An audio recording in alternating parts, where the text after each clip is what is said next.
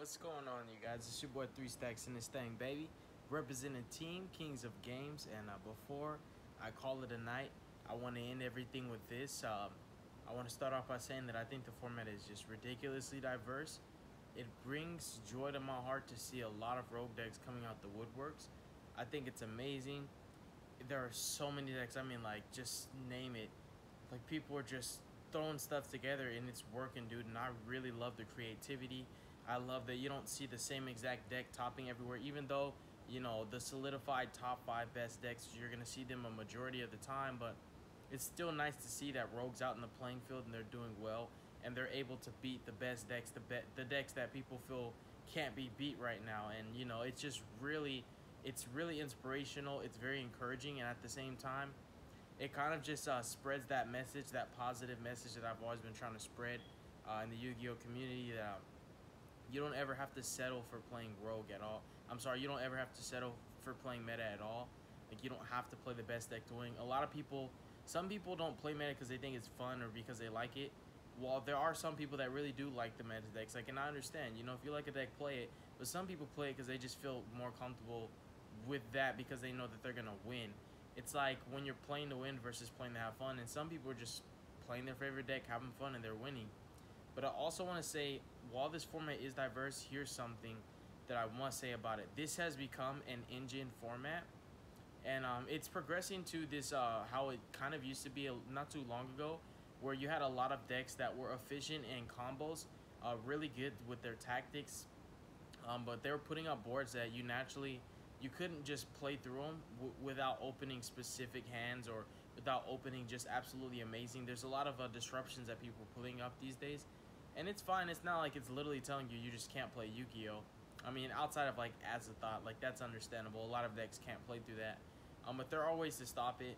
But why I said it's engine format, and it's kind of hashtag break my board format too, but it's really more engine because what I've been seeing is this trend, and it's kind of, it's becoming more and more of a thing, but you're starting to see a lot more decks that are comprised of just engines, and there's no actually center focus or forefront or necessarily like a focal point of the deck. It's kind of just this and this and this thrown together and everything works. And, you know, there's pros and cons to it, because the good part about it is there are rogue decks that are contenders right now because of certain engines that they've incorporated in the deck, and that I can respect. I applaud that. You know, a lot of people hate dangers. You know, people cry about them and whine and complain, and just stop crying about dangers, dude. Like, they're just Yu-Gi-Oh cards. You know, Konami made good cards, and now it's like a crime against humanity. But I can understand, you know, why some of the rogue players splash certain engines into their decks. It's really understandable. If you want your deck to contend, you need to elevate the ceiling of the deck. You need it to be able to compete with some of the best decks. Sometimes you need a crute mans. If your arsenal is not versatile enough, your deck's only good at doing one thing, and that one thing isn't good enough. Sometimes you have to exploit different routes, and you have to figure out how can we get an alternate win condition for this deck, because the win condition is either too fragile or sometimes it's just not good enough because it doesn't work against certain decks. So it's understandable splashing engines, interchanging things, and experimenting, being a little creative here and there.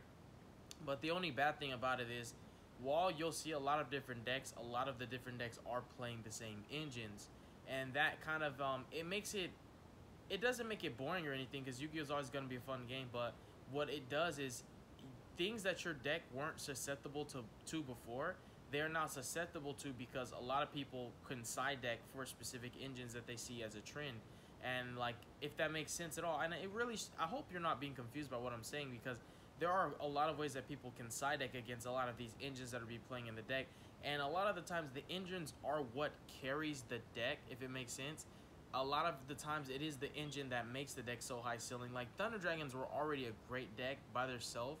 They were really good. They were a solid control deck, but they weren't doing the shenanigans that they're doing now, and it's because of the dangers. It's because of the guard dragons. You know, there's other ways that you can play the deck, and then you got Phantom Knight this, Phantom Knight that, you know, rank up Magic Lamp for Kali Yuga and for Azathoth.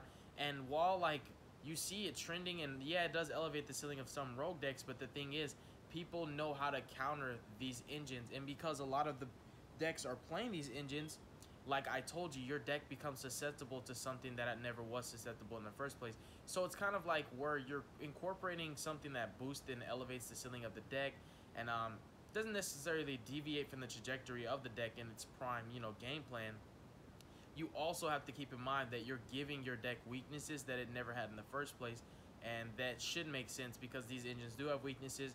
There are ways to counter the rank up play, there are ways to counter dangers, there are ways to counter Phantom Knights in general as a whole, and also the Guard Dragons, they're really susceptible to a lot of different things. So when you start putting yourself under that lock of only dragons, and your opponent, like, for example, hand traps you at the right moment, and you're stuck to only summon dragons, and you really can't go for any bigger pushes, then it kind of sucks that you have to pass.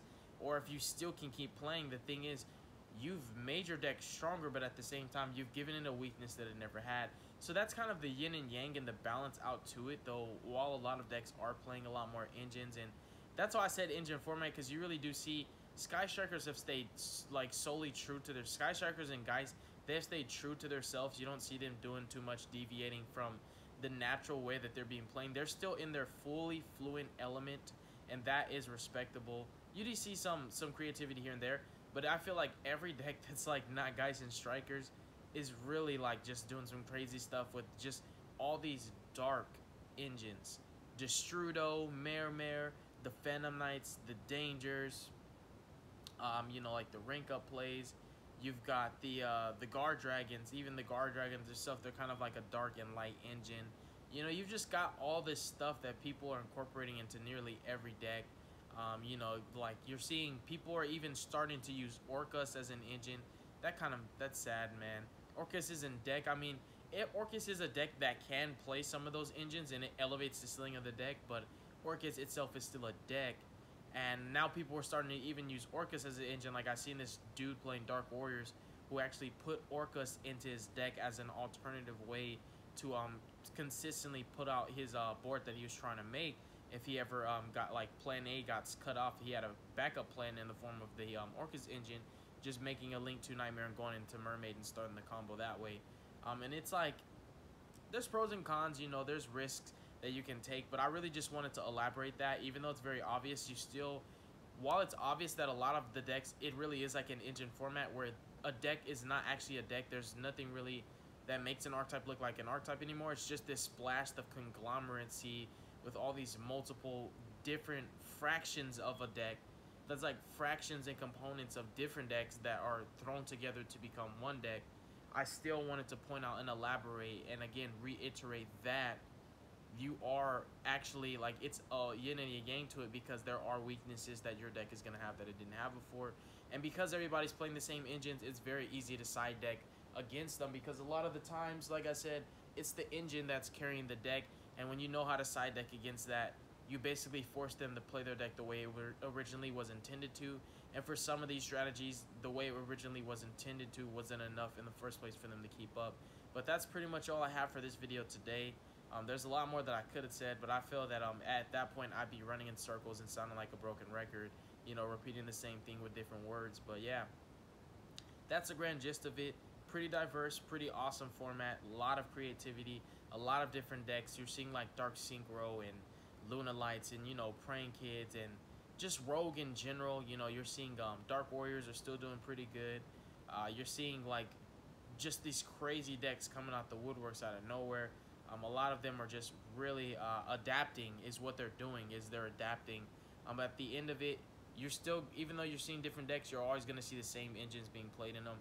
And once you learn how to, you don't always have to learn how to beat these decks, you just have to learn how to counter the engines, because they make the engines really they make their deck all about the engines, and that's the center forefront, that's the focal point of the deck. While they have the original win condition that their deck had, if they felt that that win condition was good enough, they would have never incorporated the engine to elevate the ceiling of the deck. But God bless you guys. Make good choices. Don't hurt your brain cells. Stay tuned for future content. Have a beautiful day. Stay positive. Don't do drugs. And you'll be hearing from me soon. Good night, you guys.